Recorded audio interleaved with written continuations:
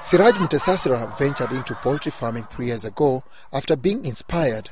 His story is an inspiration to many budding entrepreneurs. With a capital of 10 million shillings in 2010, Siraj resolved to build a small poultry house and bought 1,500 chicks for starters. Started at 2010. We started with 1,500. Now we have 6,000.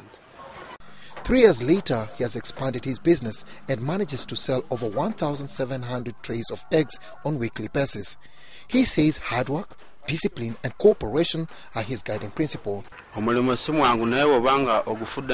proud of my achievements. Although poultry farming is quite profitable, it's not easy.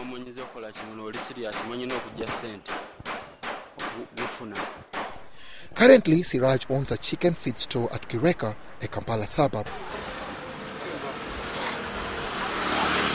The poultry business is a hot item in Kampala due to the high demand of chicken and eggs within the city and its suburbs. However, like any other business, poultry farming has challenges ranging from the high prices of chicken feeds to rampant disease outbreaks and theft. I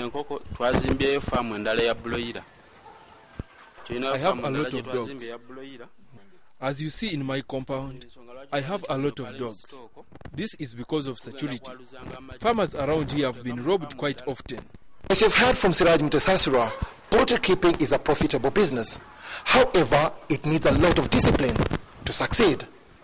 Dennis Igoa, UBC News in Mukono District.